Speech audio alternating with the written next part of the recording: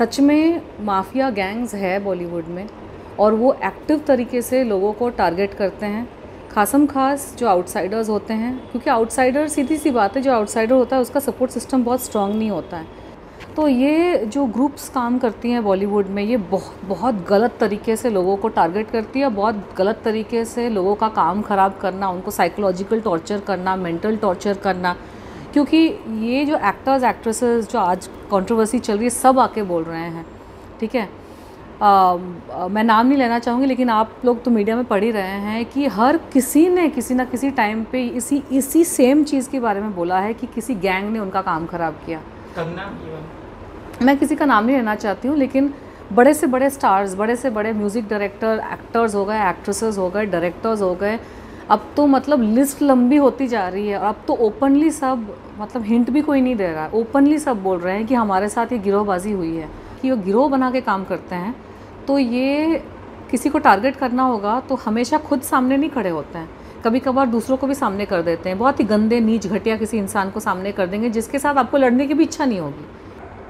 आपने ये भी देखा होगा रिसेंट टाइम्स में, मैंने बहुत बार ऐसा नोटिस किया है कि एक फ़िल्म का ट्रेलर निकला और मैंने बोला ये तो पिक्चर हिट होने वाली, बहुत अच्छा ट्रेलर है, इतना अच्छा कॉमेडी हो, इतना अच्छा लुक हो, ये वो, किसी तरीके से उस फिल्म को रिलीज़ नहीं होने देते हैं या फिर उस फिल्म की रिलीज़ को डिले कर देते हैं, क्योंकि उस फिल्म का हीरो जो है उसके साथ उनको कंपटीशन हो जाती है, ठीक है। और ये जो गिरोह वाले, गैंग वाले लोग हैं, सब बुढ़े हो चुके हैं भैया, रिटायर हो जाओ, आपका वक्त चला गया है। पब्लिक ने मतलब बॉयकॉट की ज़रूरत भी नहीं है, they don't want to see you. हर इंसान को अपनी जगह, अपनी अहमियत और अपनी काबिलियत को देखना चाहिए। आप चाहे कितने भी 30 मार खा हो, आप हमेशा टॉप पे नहीं रह सकते हैं, नहीं होता है ना, क्योंकि वो एक बार में एक इंसान को टारगेट करते हैं, और क्योंकि वो ग्रुप में टारगेट कर रहे हैं और कोवर्टली टारगेट कर रहे हैं, इसमें अंडरवर्ल्ड का भी इन्वॉल्वमेंट होता है कुछ कुछ जगहों पे, थोड़ा डराने धमकाने के लिए। अगर मैं अभी इंटरव्यू देना शुरू कर दूँ डिटेल में कि क्या क्या हुआ है, तो 10 घंटे लग जाएंगे। सब चीज़ों के बारे में बोला है कि बॉलीवुड के जो माफिया गैंग, इनका हाथ अंडरवर्ल्ड में, एक हाथ अंडरवर्ल्ड में होता है, एक हाथ ऑकल्ट में होता है। तांत्रिक, मांत्रिक, झाड़ फूंक वाले, ये सब तंत्र मंत्र, जो काले जादू टाइप की चीज़ें, आप खुद ही सोच सकते हैं। जो नेगेटिव, नकारात्मक सोच वाले लोग होते हैं वही इन सब चीज़ों में जाते हैं। याद रखिएगा संजय जी, जब शैतान से पाला पड़ता है ना, तो भगवान भी प्रकट होते हैं। जिसने शैतान को नहीं देखा वो भगवान की अहमियत नहीं समझेगा, और जिसने भगवान को देखा वो शैतान को पहचान भी सकता है दूर से।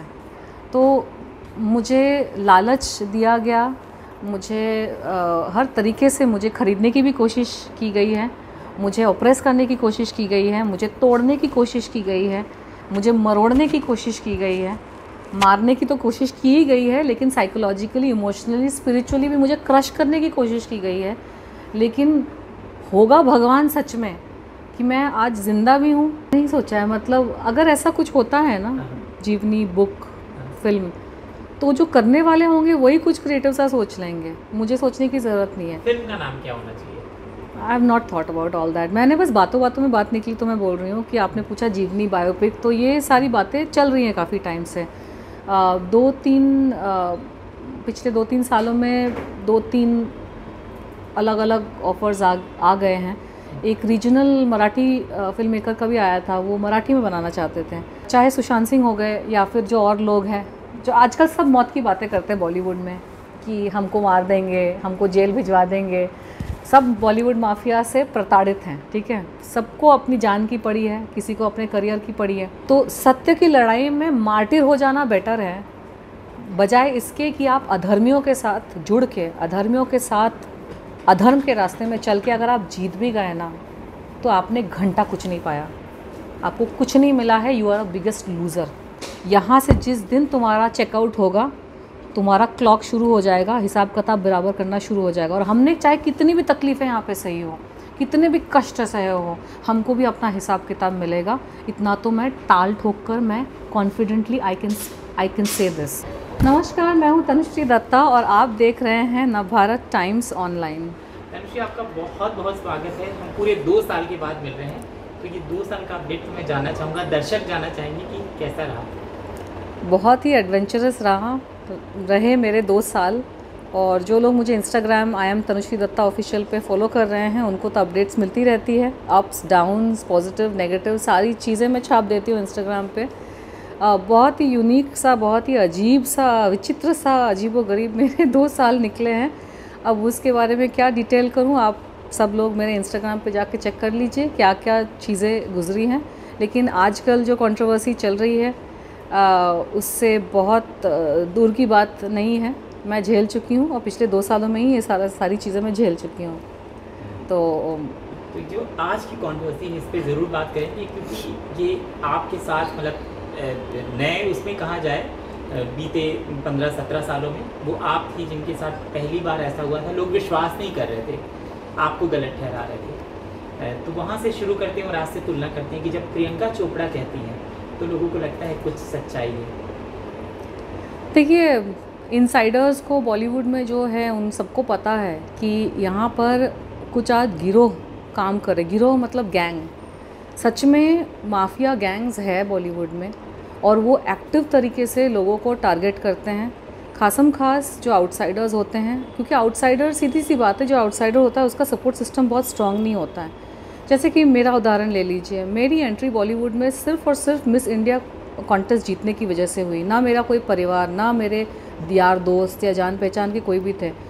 भगवान की कृपा से जो टाइटल मिला उसकी वजह से मुझे एक प्लेटफॉर्म मिला, उस प्लेटफॉर्म की वजह से सारी चीज़ें हुई, फिल्में हुई और फिल्में हुई। तो आउटसाइडर्स का एक तरीका ही होता है कि पैजेंट हो गया या फिर मॉडलिंग से आते हैं या फिर टीवी से आते हैं, कहीं ना कहीं से वो अपनी शुरुआत करते हैं, क्योंकि उनके पास बाप दादाओं की जागीर नहीं होती है कि वो उसके बेसिस पे अपना कुछ करियर बनाए। तो सपोर्ट सिस्टम थोड़ा हल्का ही होता है और उस बेसिस पर ये जो गिरोह एंड गैंग्स वगैरह होते हैं उनकी हिम्मत बढ़ जाती है। उनको पता है कि इनके ज़्यादा दोस्त वगैरह नहीं है, अपनी मेहनत से ये लोग आगे बढ़े हैं, तो इनको अगर काट दिया जाए, इनको अगर रास्ते से हटा दिया जाए, परेशान किया जाए, बुली किया जाए, हरास किया जाए, तो ये परेशान हो भी जाएंगे और कुछ तो परेशान होकर छोड़ छाड़ के चले जाएंगे और कुछ यहीं रह जाएंगे स्ट्रगल करते करते, और कुछ परलोक ही सिधार जाएंगे, तो जैसा भी हुआ है। तो ये जो ग्रुप्स काम करती हैं बॉलीवुड में, ये बहुत गलत तरीके से लोगों को टारगेट करती है, बहुत गलत तरीके से लोगों का काम ख़राब करना, उनको साइकोलॉजिकल टॉर्चर करना, मेंटल टॉर्चर करना। क्योंकि ये जो एक्टर्स एक्ट्रेसेस जो आज कंट्रोवर्सी चल रही है सब आके बोल रहे हैं, ठीक है, मैं नाम नहीं लेना चाहूँगी, लेकिन आप लोग तो मीडिया में पढ़ ही रहे हैं कि हर किसी ने किसी ना किसी टाइम पे इसी सेम चीज़ के बारे में बोला है कि किसी गैंग ने उनका काम ख़राब किया। मैं किसी का नाम नहीं लेना चाहती हूँ, लेकिन बड़े से बड़े स्टार्स, बड़े से बड़े म्यूज़िक डायरेक्टर, एक्टर्स हो गए, एक्ट्रेसेस हो गए, डायरेक्टर्स हो गए, अब तो मतलब लिस्ट लंबी होती जा रही है। और अब तो ओपनली सब, मतलब हिंट भी कोई नहीं दे रहा है, ओपनली सब बोल रहे हैं कि हमारे साथ ये गिरोहबाजी हुई है, ये गैंगबाजी हमारे साथ हुई है। तो मैं यही कहना चाहूँगी कि ये अब सत्य वचन है, ये एस्टैब्लिश हो रहा है, क्योंकि अब सब साथ में बोल रहे हैं। पहले कैसा होता था, एक फलाना ना किसी ने बोला, उसको टारगेट किया जा रहा, तो एक फलाना ने इंटरव्यू दिया, फिर लोग उसके इंटरव्यू को भूल गए, फिर किसी और को टारगेट करते थे, उसने बोला, इंटरव्यू दिया, फिर किसी और को हरास किया, बुली किया, टारगेट किया, काम ख़राब किया, उसने इंटरव्यू दिया। अब क्या हो रहा है कि इतने लोगों को इन लोगों ने परेशान कर लिया है कि लोगों के अंदर में फ्रस्ट्रेशन हो गई है। सबको पता है ना कि उनको किस तरह से परेशान किया गया है, काम करने से रोका गया है, काम ख़राब किया गया है, तो सब अब साथ में बोल रहे हैं। तो पब्लिक को पता चल रहा है कि ये गैंगबाजी, गिरोहबाजी होती है बॉलीवुड में, और यहाँ पर टैलेंट से ज़्यादा, खूबसूरती से ज़्यादा, हर चीज़ से ज़्यादा मैटर करता है कि आप कौन से गैंग के तलवे चाट रहे हो, कौन से माफिया डॉन के साथ जुड़े हो। मतलब ये अफ़गानिस्तान बन चुका है बॉलीवुड। अब यहाँ पे ना टैलेंट की कोई कदर है, क्योंकि जो गिरोह ऐसे गुंडे टाइप के लोग हैं और उनके ऐसे अंडरवर्ल्ड टाइप के कॉन्टैक्ट्स है कि कोई इनके साथ पंगा नहीं लेना चाहता है। तो छोटा सा ही गिरोह, और बॉलीवुड बहुत बड़ा है, और जो विक्टिम्स है वो ज़्यादा है, गिरोह से, गैंग से विक्टिम्स ज़्यादा है, लेकिन वो एक एक को टारगेट करते हैं। जब कोई इंसान टारगेट हो रहा होता है तो उसका तो मेन फोकस होता है कि बच के कैसे निकले, ज़िंदा कैसे रहे, ठीक है, थोड़ा बहुत जो काम हो रहा है उसको कैसे हम निपटा लें, जो बसा बसाया काम है उसको कैसे बिगड़ने ना दे। तो इंसान खुद के दिमाग में घुस जाता है, तो वो थोड़े बहुत इंटरव्यू करके अपनी दुख भरी दास्तां बयां कर देता है। कुछ लोग सुनते हैं, कुछ लोग सिंपैथी गैदर करते हैं, और फिर थोड़े टाइम बाद लोग भूल जाते हैं up until the next target. तो ये गैंग और गिरोह जो काम करते हैं इनको साइकोलॉजी में पीएचडी हासिल है। इनको पता है कि आप एक एक इंसान को टारगेट करो तो वो एक एक इंसान आइसोलेट हो जाता है, वो अपने सर्वाइवल के लिए लड़ पड़ता है, तो वो क्या उनके अगेंस्ट एक्शन लेगा। और पुलिस कोर्ट कचहरी तो आप भूल ही जाइए। आप लोगों ने सबने देखा कि मीटू मूवमेंट के टाइम पे पुलिस कोर्ट कचहरी सबने कर दिया, बहुत कुछ कर दिया, लेकिन ये जो गिरोह वाले लोग हैं, गैंगबाजी वाले लोग हैं, इनके पास पैसा भी है और पावर भी है, पॉलिटिशियंस के साथ उठना बैठना भी है और इनकी पावर ठाठ है, उसी वजह से तो ट्रबल करता है ना। वरना आप सोचिए कॉलेज में जूनियर सीनियर को रैगिंग करता है कि सीनियर जूनियर को रैगिंग करते हैं, सीधी सी बात है, सीनियर्स लोग ही रैगिंग करते हैं। तो बॉलीवुड में वही चल रहा है, रैगिंग चल रही है बेसिकली, जूनियर्स की रैगिंग, जो जिनके शायद पॉलिटिकल एफिलिएशंस नहीं है या फिर इस तरह के पावर प्लेयर्स के साथ अगर मतलब कुछ लोग सरल होते हैं, एक्टर्स एक्ट्रेसेस और आर्टिस्ट और सिंगर्स म्यूजिशियंस वगैरह सरल होते हैं, हमको थोड़ी पता होता है कि हाँ इनको पकड़ के रखना, उनको पकड़ के रखना। जो क्रिमिनल मेंटालिटी के लोग होते हैं, जो किसी तरह से एक्टर बन चुके हैं फैमिली कनेक्शंस की वजह से या फिर किसी कनेक्शंस की वजह से, क्रिमिनल मेंटालिटी के लोगों में ये धारणा होती है कि एक्टिंग से ज़्यादा किसको पकड़ के रखना है, अंडरवर्ल्ड के एक डॉन को पकड़ के रखो, फलाना नेता को पकड़ के रखो, फलाना किसी को पकड़ के रखो। लेकिन जब एक एवरेज एक्टर या आर्टिस्ट होता है, हम लोगों में वो हिसाब किताब वाली चीज़ें नहीं होती, हम ऐसे नहीं सोचते हैं। हम आर्टिस्ट है, कलाकार है, हमको कला का प्रदर्शन करने को मिल जाए तो हम उसी में भगवान की गुण गाने लगते हैं। तो एक सरलता होती है हम लोगों में, तो वही हुआ मैक्सिमम लोगों के साथ। ये सरल थे, इन्होंने अपने टैलेंट पे फोकस किया, अपने काम पे फोकस किया, लेकिन ये जो गुंडे टाइप के लोगों के साथ किसी न किसी तरह से भिड़ गए, ठीक है। और मेरा तो भिड़ना लाजमी था क्योंकि मैंने इतना बड़ा एक मूवमेंट किया और जिसमें ये सारे एक ही थाली के चट्टे बट्टे हैं, इनके खुद के बहुत खोदने जाओ गड़े मुर्दे तो बहुत निकलेंगे, तो सब ये लोगों ने गिरोह बना दिया, गैंगअप तो एक नॉर्मल सी बात है। लेकिन जो आज पब्लिक में, मीडिया में सब बोल रहे हैं कि बड़े actresses, miss India, miss world, बड़ी एक्ट्रेस, बड़ा डायरेक्टर, बड़ा म्यूज़िक डायरेक्टर, सिंगर्स को नहीं छोड़ा, किसी को नहीं छोड़ा इन लोगों ने, तो इन लोगों तो अति मचा दिए। तो रावण की लंका है यहाँ पे, तो राम जी, हनुमान जी प्लीज़ आके रेस्क्यू करिए, यहाँ पे कुछ करिए, क्योंकि यहाँ पे तो लंका राज चल रहा है। और मैं तो हर दिन प्रार्थना करती हूँ भगवान से कि कोई आए और यहाँ से हमको मुक्ति दिला दें, क्योंकि हमने तो पूरा जीवन यहाँ पे बिताया है। हमारा तो मतलब मैं 20 साल की उम्र से इसी इंडस्ट्री में काम कर रही हूँ।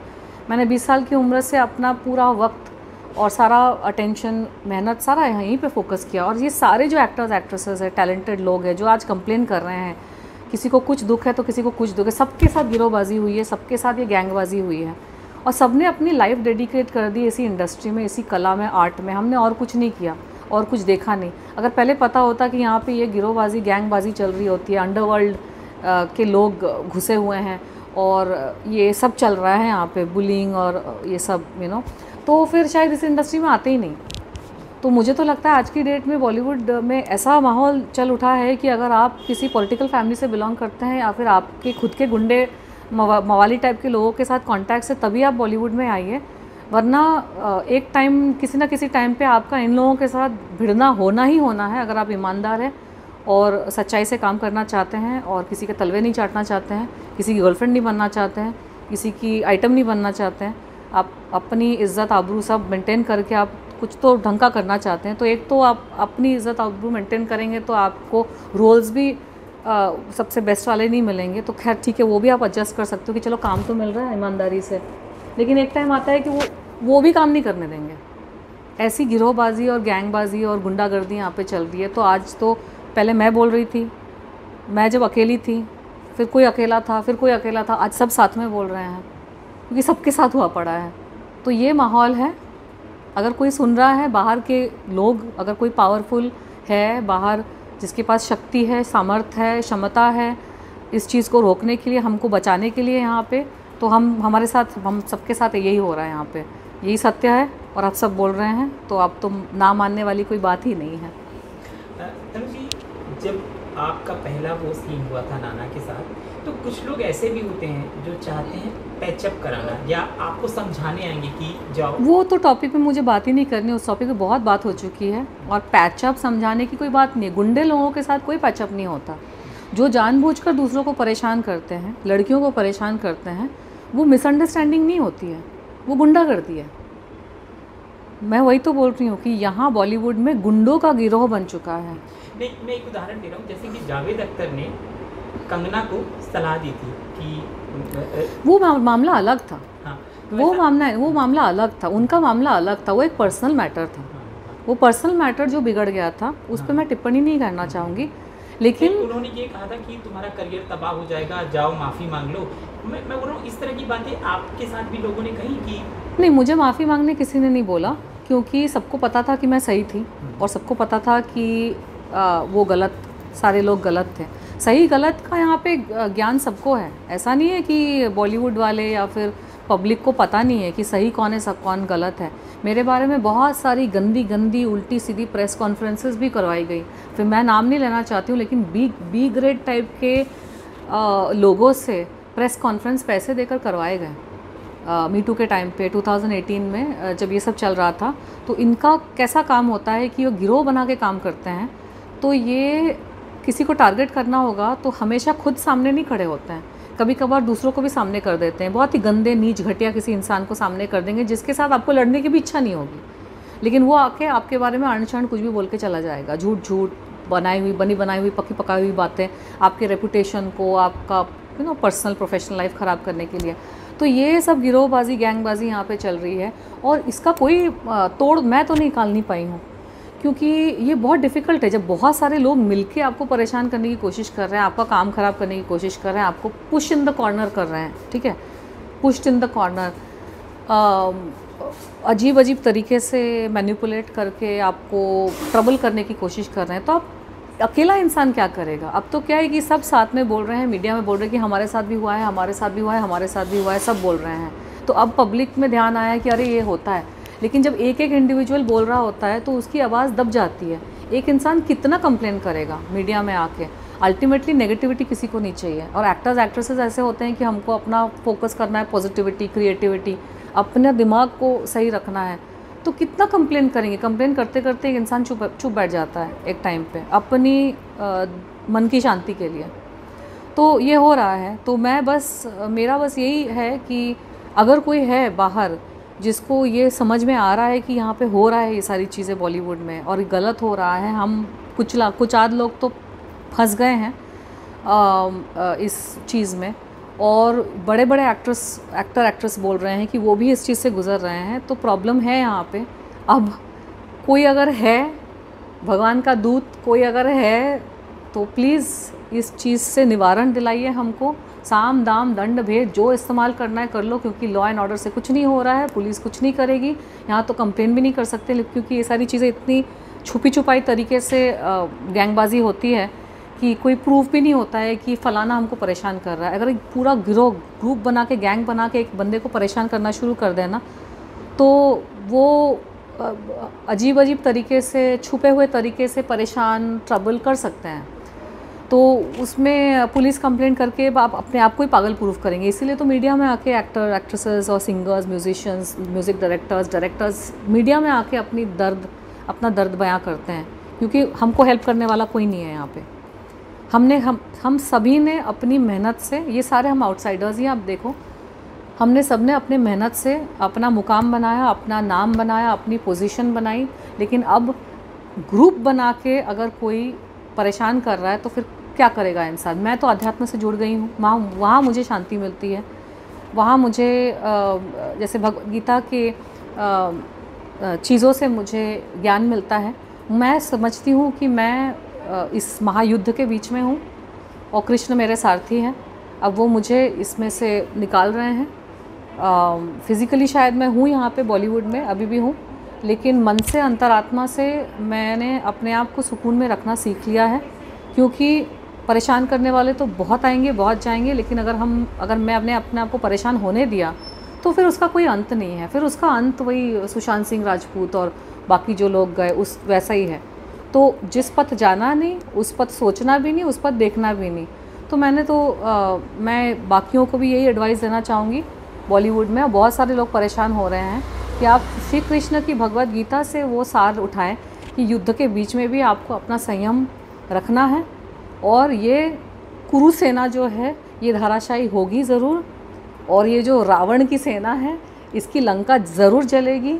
बस हनुमान जी की पूछ की ज़रूरत है और ये लंका ज़रूर भस्म होगी। साथ में दुआ करो, साथ में प्रार्थना करो कि हो कुछ चमत्कार हो। मैं तो रोज़ प्रार्थना करती हूँ कि कुछ चमत्कार हो, और हम सब ने जो कंप्लेन किया है ना कि ये गैंगिज़म, बुलिज़म और ये सब होता है, हम सबको निवारण मिले प्रभु, सबको निवारण मिले। इस बात में थोड़ा तो मुझे भी इंट्यूशन है कि हाँ, जैसे दुनिया में आप देख रहे हैं, पूरी दुनिया में प्रलय के संकेत हैं। ये हम मानना नहीं चाहते हैं, लेकिन पुराने शास्त्रों में, हर शास्त्र में, चाहे वो बाइबल हो, चाहे वो कुरान हो, चाहे वो हिंदू धर्म के पुराने जो शास्त्र है, भविष्य पुराण, सब में प्रलय के संकेत दिए हुए थे, और आज वो सारे संकेत दुनिया भर में दिखाई दे रहे हैं। हम प्रलय से ज़्यादा दूर नहीं हैं। तो वो जो संकेत दिखाई दुनिया में दे रहे हैं, बॉलीवुड में भी वो संकेत है। बॉयकॉट बॉलीवुड हो गया। लेकिन मेरी बस यही है कि क्या हो रहा है कि बॉलीवुड से बहुत सारे गरीब लोग भी जुड़े हैं, जो स्टाफ होते हैं, और तो इसमें क्या है कि जो कल्प्रिट हैं, उन कल्प्रिट्स को टारगेट करके उनको धाराशायी करना ज़रूरी है ना। क्योंकि ये कल्प्रिट्स एक और काम करते हैं, ये जो ग्रुप है, गैंग है, ये अच्छे आर्टिस्टों की फ़िल्मों को चलने नहीं देते हैं। आपने ये भी देखा होगा, रिसेंट टाइम्स में मैंने बहुत बार ऐसा नोटिस किया है कि एक फ़िल्म का ट्रेलर निकला और मैंने बोला ये तो पिक्चर हिट होने वाली, बहुत अच्छा ट्रेलर है, इतना अच्छा कॉमेडी हो, इतना अच्छा लुक हो, ये वो, किसी तरीके से उस फिल्म को रिलीज़ नहीं होने देते हैं, या फिर उस फिल्म की रिलीज़ को डिले कर देते हैं, क्योंकि उस फिल्म का हीरो जो है उसके साथ उनको कंपटीशन हो जाती है। ठीक है। और ये जो गिरोह वाले, गैंग वाले लोग हैं, सब बुढ़े हो चुके हैं भैया, रिटायर हो जाओ, आपका वक्त चला गया है। पब्लिक ने मतलब बॉयकॉट की ज़रूरत भी नहीं है, they don't want to see you. हर इंसान को अपनी जगह, अपनी अहमियत और अपनी काबिलियत को देखना चाहिए। आप चाहे कितने भी 30 मार खा हो, आप हमेशा टॉप पे नहीं रह सकते हैं, और होना भी नहीं चाहिए। आगे की जनरेशन को आने दीजिए, न्यू कमर्स को आने दीजिए, नए लोगों को आने दीजिए। सबके साथ कंपटीशन आपने अपने आप को बना के रखा है, समय के साथ बदलो, किसी से नफरत नहीं होगी। फिर अगर आपने अपनी उम्र का तकाजा किया, अपने वक्त का तकाजा किया, तो आपको किसी से प्रॉब्लम नहीं होगी। सब अपना अपना, ये संसार स्टेज है, हम सब कलाकार हैं, हम अपने अपने टाइम से आते हैं, एंट्री मारते हैं, अपनी कला दिखाते हैं। कोई जोकर होता है तो कोई कुछ होता है, हर कोई अपनी अपनी कला दिखा के स्टेज से हमको एग्जिट करके चले जाना है। आपने स्टेज पकड़ा और स्टेज छोड़ने का नाम नहीं ले रहे हो, आप अपने आप को भगवान समझ के बैठे हो, और सबके साथ आपको तकलीफ़ हो गई है। किसी ने कुछ बोला तो उसके साथ तकलीफ, उसको गिरोह बना के टारगेट कर दिया। किसी और ने कुछ बोला, उससे तकलीफ, उसको गिरोह बना के। It is psychoticness. तो ये जो गिरोह काम कर रहा है बॉलीवुड में, दे आर साइको।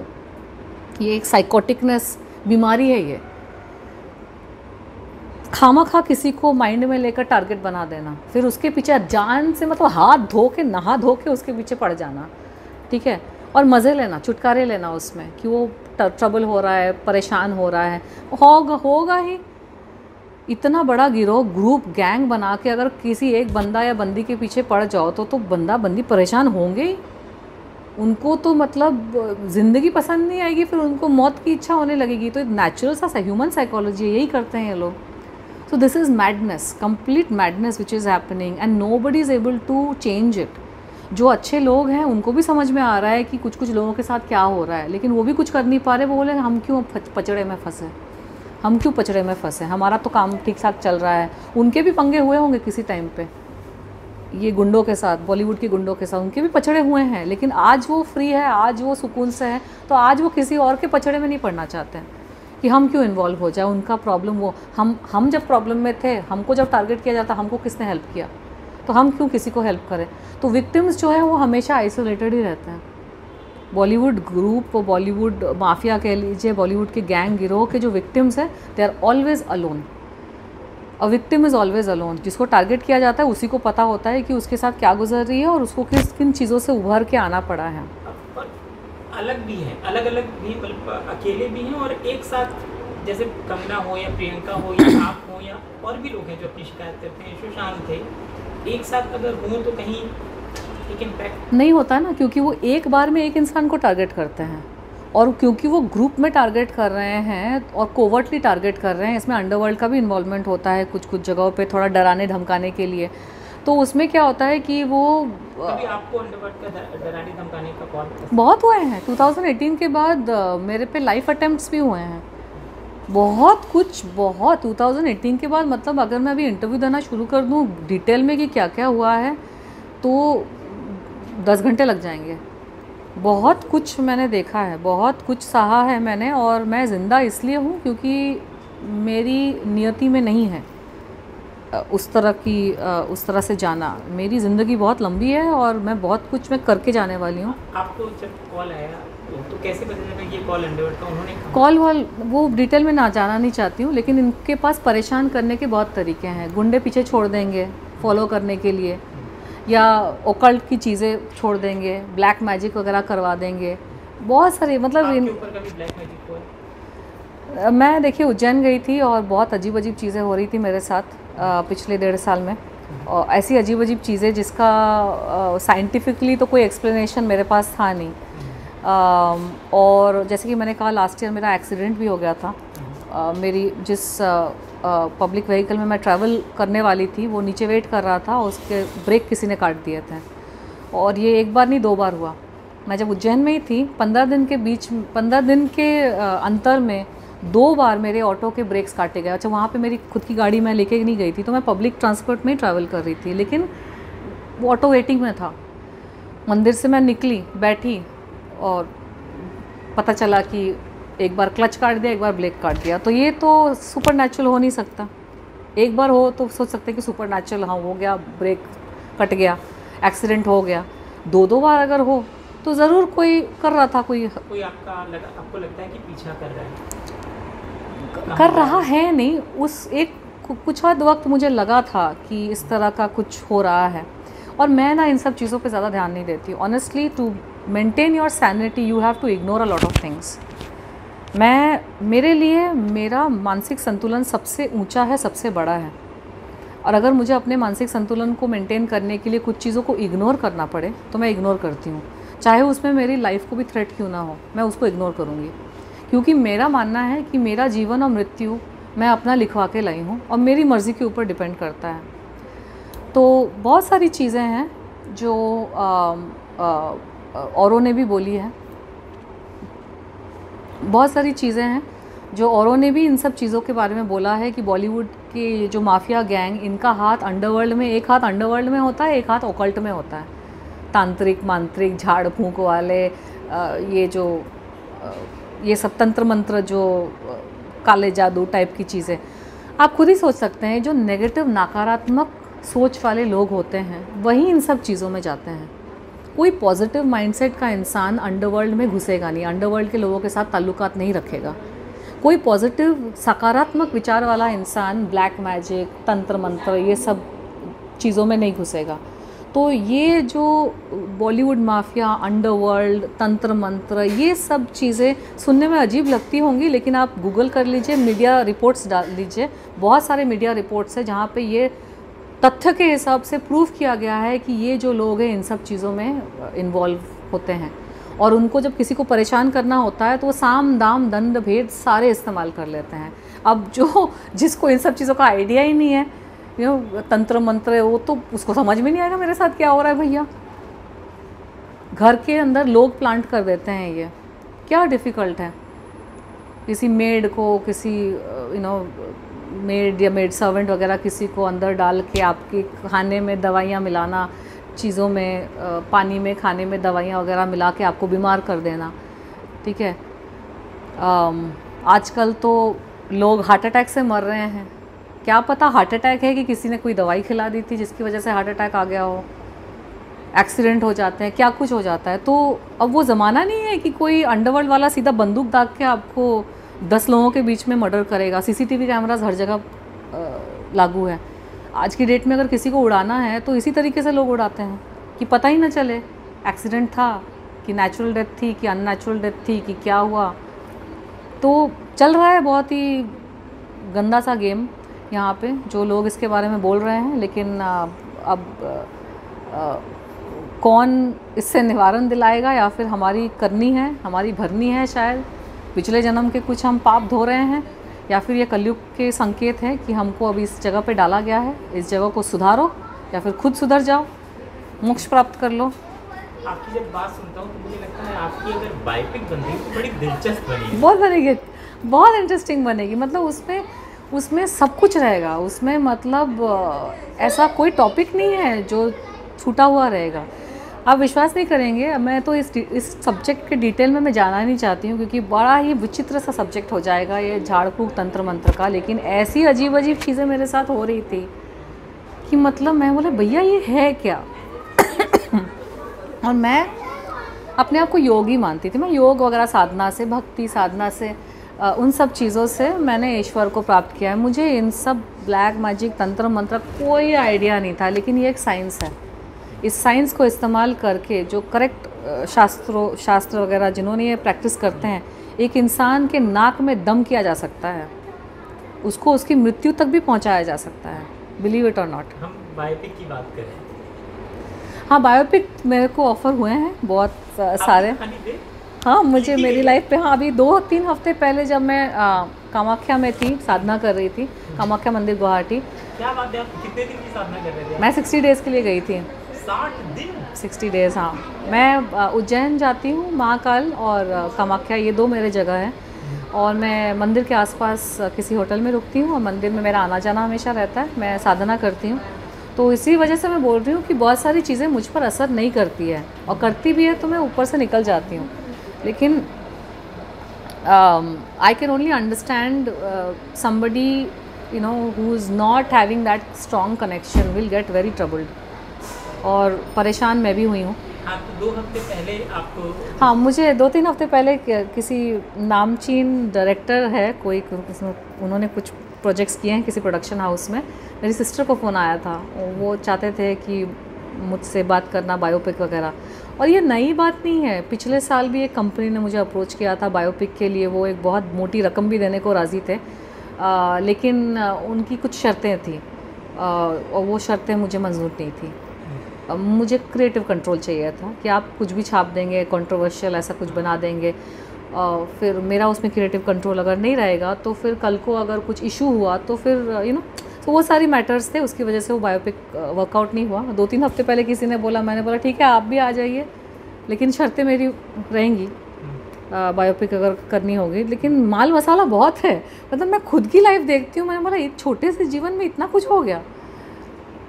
और सुपर नेचुरल चीज़ें भी है जो अब मेरी तरफ से हैं, जिसमें मुझे पता नहीं किसी को उन सब चीज़ों में इंटरेस्ट होगा भी कि नहीं। लेकिन याद रखिएगा संजय जी, जब शैतान से पाला पड़ता है ना तो भगवान भी प्रकट होते हैं। जिसने शैतान को नहीं देखा वो भगवान की अहमियत नहीं समझेगा, और जिसने भगवान को देखा वो शैतान को पहचान भी सकता है दूर से। तो मुझे लालच दिया गया, मुझे हर तरीके से मुझे ख़रीदने की भी कोशिश की गई है, मुझे ऑप्रेस करने की कोशिश की गई है, मुझे तोड़ने की कोशिश की गई है, मुझे मरोड़ने की कोशिश की गई है, मारने की तो कोशिश की ही गई है, लेकिन साइकोलॉजिकली, इमोशनली, स्पिरिचुअली भी मुझे क्रश करने की कोशिश की गई है। लेकिन होगा भगवान सच में कि मैं आज ज़िंदा भी हूँ, और आप जो मुझसे बात कर रहे हैं तो ये तो आप खुद ही समझ सकेंगे कि मेरा मानसिक संतुलन कितना बैलेंस्ड है और मैं कितना ठहराव से मैं अपनी बात रखती हूँ। तो ये ईश्वरीय कृपा ही है। अब रमज़ान का समाना सीज़न चल रहा है, रमज़ान है, नवरात्रि है, रमज़ान है, नवरात्रि है। हम फास्टिंग तो करते हैं, ये सब ऊपर का दिखावा तो सब लोग करते हैं, लेकिन अंदर से ईश्वर को ना हम जैसा इंसान ही मान सकता है, जो मौत के मुंह से बाहर आया है। और बार बार मौत के मुंह से बाहर मैं आई हूँ, और परेशानी हुई है मुझे, बहुत कुछ मैंने देखा है, बहुत कुछ देखा है छोटी सी ज़िंदगी में। साहब लेकर आए थे बायोपिक, उसका क्या हुआ?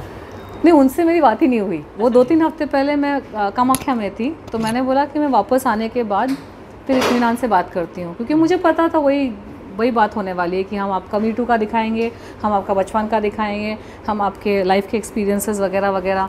फिर मैं कुछ बोलूँगी कि पूरी कहानी बताइए, कंट्रोवर्शियल मत करिए, उसको स्पाइसी मत करिए। मेरा मुद्दा वो नहीं है कि मुझे कंट्रोवर्शियल स्पाइसी कुछ करना है, जो सच है सच है। तो वो सारी बातचीत होगी, अगर उनको इंटरेस्ट है, सीरियस है तो आएंगे, वरना तो मैं ठीक हूँ। आपने कभी लिखा अपना ये लाइफ लिखते हो डायरी? नहीं, I don't write. I mean sometimes I right few things, but मेरी स्पिरिचुअल चीज़ें मैं लिखती हूँ, अपना कुछ नहीं। कोई और लिखे आपके जीवन पर किताब? कोई और लिखे तो चलेगा, मुझसे नहीं होता खुद बैठ कर लिखना। मैं वक्ता अच्छी हूँ, अगर आपने नोटिस किया है तो मैं बोल सकती हूँ। मुझे सारी चीज़ें मेरे माइंड में, मेरे जहन में, मुझे सब कुछ याद है। मेरे खुद के स्पिरिचुअल एक्सपीरियंस, मेरे खुद के जो रियल लाइफ के एक्सपीरियंसेस हैं, मेरी क्या फीलिंग्स रही उस वक्त, मैं किन किन चीज़ों से गुजरी हूँ, पर्सनल लाइफ, प्रोफेशनल, मुझे सब याद है।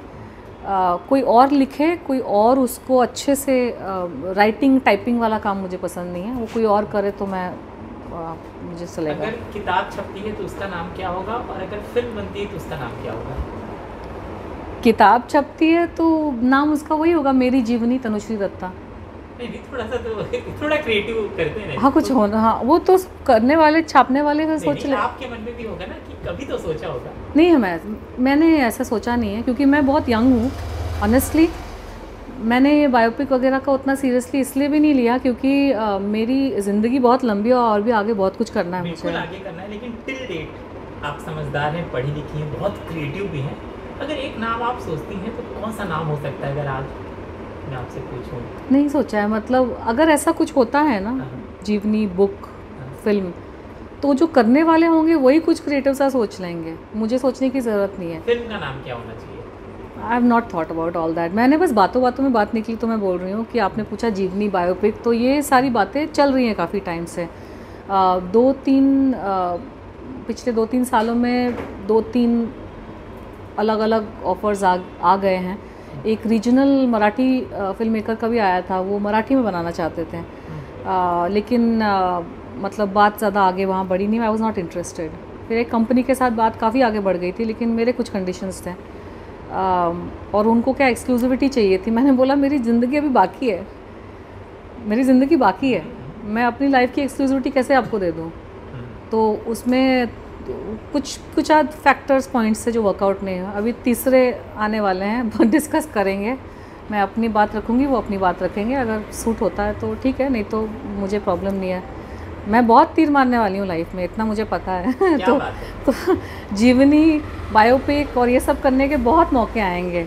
तो ये तो जो हुआ है कुछ भी नहीं है, ट्रेलर है, ट्रेलर एंड ट्रेनिंग है मेरी।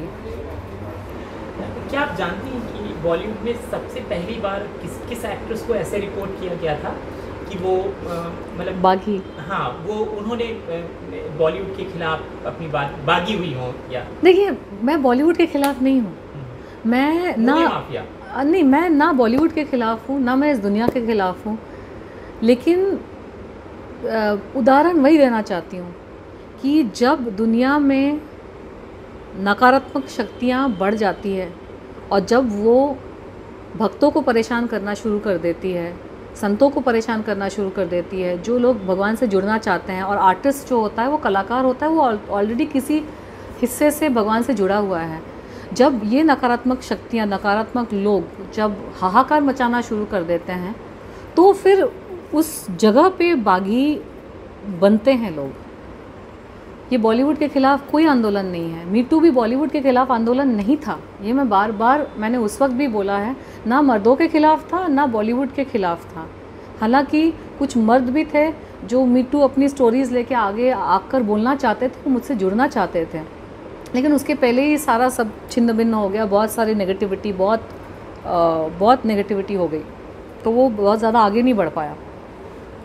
ये बॉलीवुड के ख़िलाफ़ कुछ नहीं है, गलत लोगों के ख़िलाफ़ है जो गलत तरह से लोगों का शोषण करते हैं, लोगों को बुली करते हैं, हरास करते हैं, गुंडागर्दी मचा के रखी है, और बॉलीवुड को एक क्रिएटिव एटमॉस्फेयर से उन्होंने एक बैटलफील्ड बना के रखा है, युद्ध भूमि बना दी है उन्होंने खामोखा।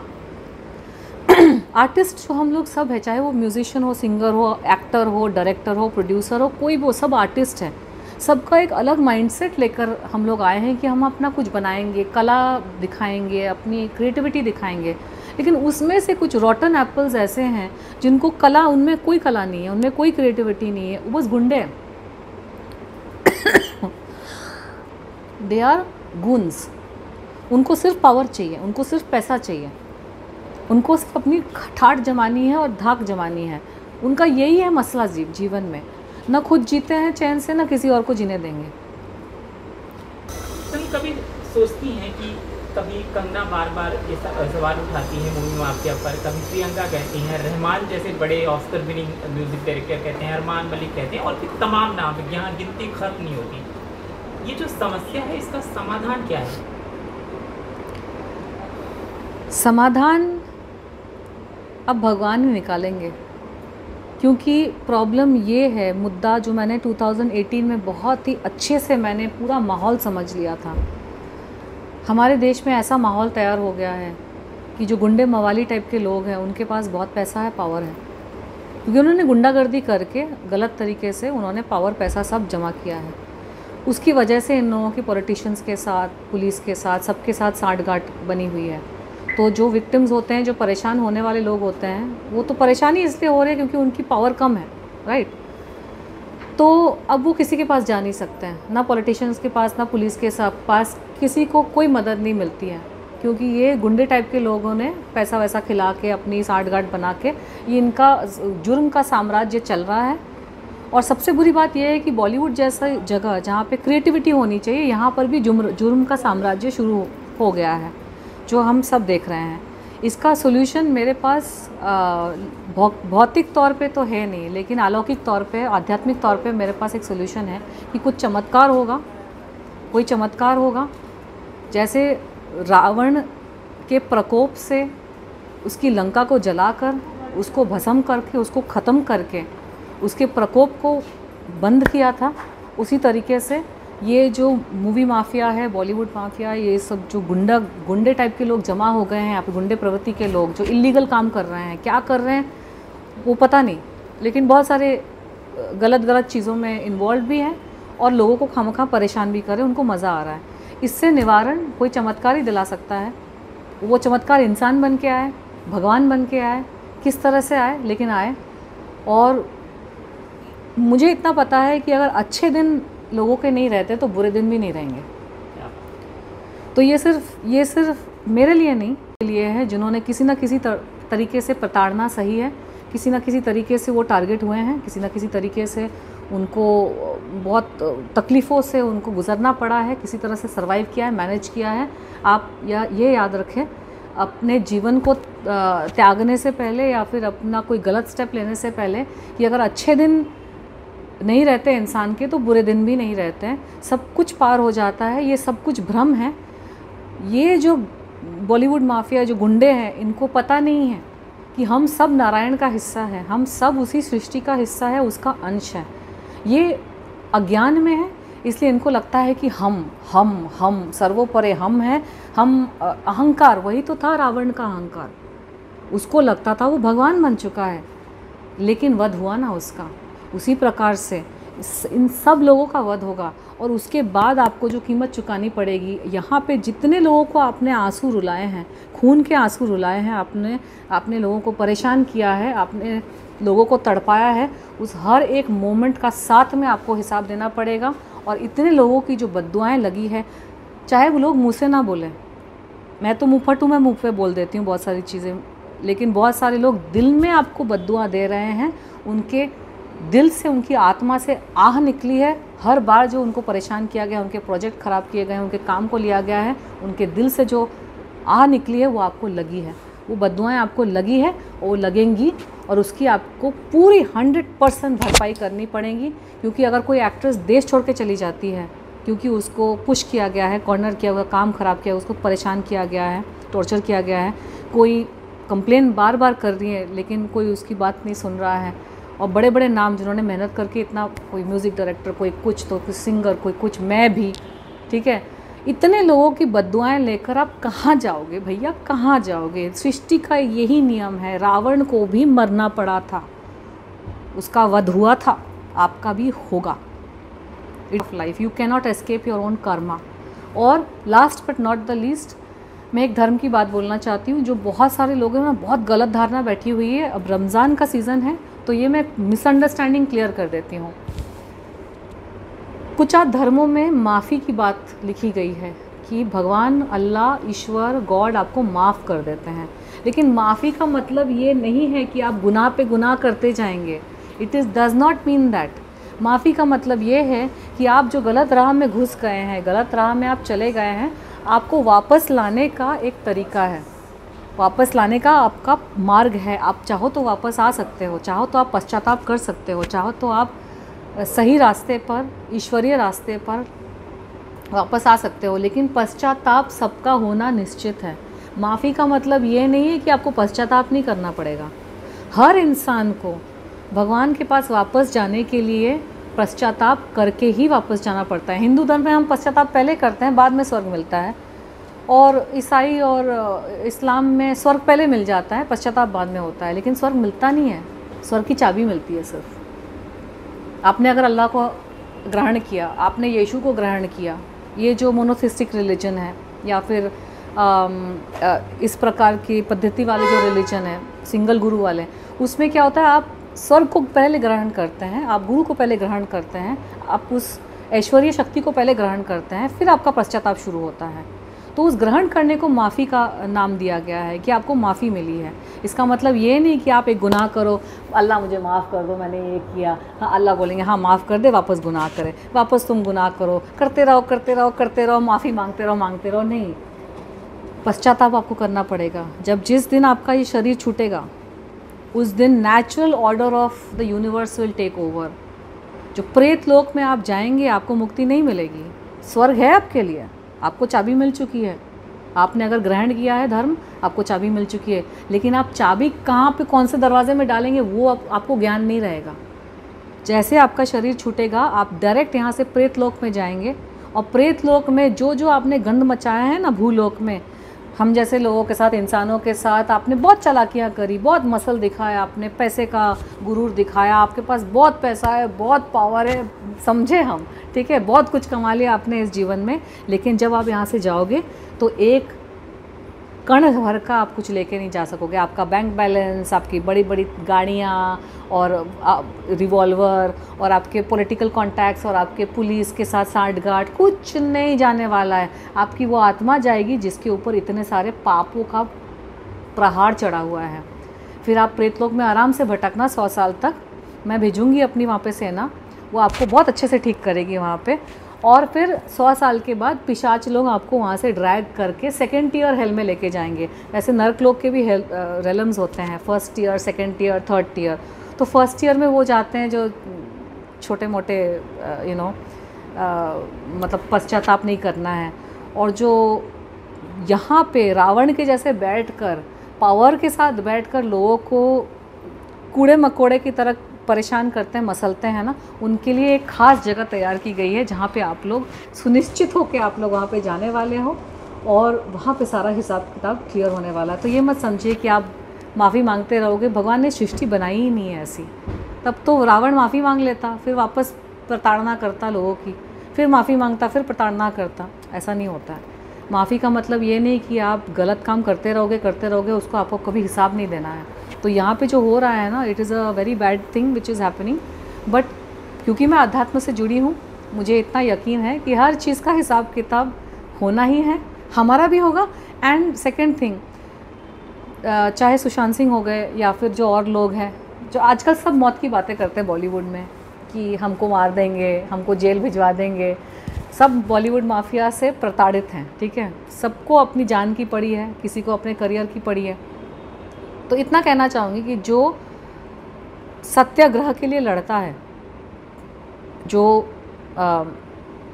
उस लड़ाई में लड़के हारता है या लड़के मरता है, उसको मार्टिर कहते हैं, ठीक है।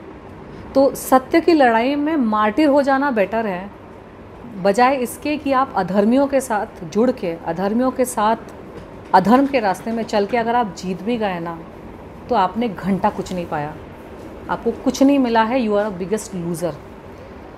और धर्म के रास्ते में चल के अगर किसी की जान भी चली जाती है ना, चाहे कितने भी गंदे तरीके से उसकी जान गई हो, धर्म के रास्ते में चला है, सही काम करते हुए उसने अपनी जान खोई है, तो उसको जन्नत नसीब होगी, आपको नसीब नहीं होगी, क्योंकि आप अधर्म के रास्ते में हैं, अधर्मियों का साथ दे रहे हैं। और जितने भी बॉलीवुड के अधर्मी हैं, सुन लो कान खोलकर, तुमने कितना भी पैसा कमाया हो, तुमने कितना भी नाम शोहरत कमाया हो, तुम्हारे पास कितना भी पावर हो, और तुमने कुछ है, तुमने कुछ नहीं उखाड़ा लाइफ में। यहाँ से जिस दिन तुम्हारा चेकआउट होगा, तुम्हारा क्लॉक शुरू हो जाएगा, हिसाब किताब बराबर करना शुरू हो जाएगा। और हमने चाहे कितनी भी तकलीफ़ें यहाँ पे सही हो, कितने भी कष्ट सहे हो, हमको भी अपना हिसाब किताब मिलेगा। इतना तो मैं टाल ठोक कर मैं confidently I can say this कि हिसाब मुझे भी मिलने वाला है और तुमको भी मिलने वाला है। और एक और बात मैं कहना चाहूँगी कि ये जो बॉलीवुड में जो गिरोह गैंग जो ऑपरेट कर रहे हैं ना, जिनको लगता है कि छुपे छुपाए तरीके से आप लोगों को परेशान कर रहे हैं, हरास कर रहे हैं, ट्रबल कर रहे हैं, टॉर्चर कर रहे हैं, एंग्जाइटी दे रहे हैं, वही करते हैं ना, एंग्जाइटी देते हैं, इसीलिए तो छोड़ छाड़ के सब चले जा रहे हैं। कोई सुसाइड कर ले रहा है, कोई छोड़ के चला जा रहा है, कोई कंप्लेन। मतलब एक वक्त ऐसा आएगा जो आ रहा है अभी, हम सब जो सकारात्मक ऊर्जा वाले लोग हैं ना, और जो जनरल पब्लिक है, सब टेलीपैथिकली हम कनेक्ट हो रहे हैं अब। तो आप ये मत सोचिए कि ये विसल ब्लोअर है और ये इसने ऐसा इंटरव्यू दे दिया। ये बात अब सबको समझ में आ रही है, पूरे देश भर में। इसीलिए आपका जो सवाल था कि बॉयकॉट वगैरह क्यों हो रहा है, वो इसलिए हो रहा है कि अब हमको पुलिस की या फिर कोर्ट कचहरी के स्टैंप की ज़रूरत नहीं है कि ये गुनहगार है या इनोसेंट है। भगवान को पहले पता होता था, इंसान को पता नहीं होता था, क्योंकि हमारे में अज्ञान था। भगवान को पता होता था, और कोर्ट कचहरी ने अगर स्टैंप लगाया कि ये गुनहगार है तो उसको सज़ा मिलती थी। और अगर कोर्ट कचहरी या पुलिस करप्ट निकली और उन्होंने किसी तरह से अगर क्रिमिनल को जाने दिया, तो उस क्रिमिनल को पता है उसने गुनाह किया है, भगवान को पता है, लेकिन हमको पता नहीं होता था। लेकिन अब आप लोग सब नोटिस कर रहे होंगे कि एक टेलीपैथिक सा कनेक्शन बैठ रहा है लोगों के बीच में। मतलब आप कहीं पे हो, लेकिन आपको पता है कि वहाँ पे क्या हो रहा है। और सिर्फ दोस्तों के बीच में नहीं, अगर आपने नोटिस किया है, ये दोस्तों के बीच में नहीं हो रहा है, सब लोगों के बीच में हो रहा है। समहाउ हम सबको पता है कि अच्छा इसका ये चल रहा है, उसका वो चल रहा है। Everybody is becoming more telepathic, everybody is getting more connected in the mind. तो गुनाह सारे बाहर आ जाएंगे, सब बाहर आ जाएंगे, चाहे उसमें स्टैंप लगे या ना लगे, चाहे पुलिस ने आपको जेल में डाला ना डाला, चाहे कोर्ट कचहरी ने आपको कन्विक्ट किया नहीं किया। I am telling you, within the next 5 years the human race is going to know who has done what. No secrets will be there. अभी माहौल तैयार हो रहा है, अभी हम सबको महसूस हो रहा है कि अच्छा हाँ ये तो ऐसा कुछ चल रहा है, अच्छा वो तो वहाँ पे ऐसा कुछ चल रहा है। हो कि रहा है कि नहीं? इंट्यूशन सबकी बहुत स्ट्रांग हो रही है। गुनाह कैसे छुपाओगे? करनी जो हो चुका है, जो कर चुके हो, कैसे छुपाओगे? सबके माइंड में छवि आएगी। जो ज़्यादा इंट्यूशन, जो अध्यात्म से ज़्यादा जुड़े हैं, जो बहुत ज़्यादा कनेक्ट हो चुके हैं, हमको तो होने से पहले ही चीज़ें, बहुत सारी चीज़ें इंट्यूशन आ जाती है। लेकिन हर इंसान जाग रहा है आज। 5 साल भी नहीं लगेंगे, मैं बोल रही हूँ 2 साल 2.5 साल के अंदर अंदर पूरा दूध का दूध, पानी का पानी हो जाएगा। हर किसी को पता रहेगा, हर किसी की कुंडली।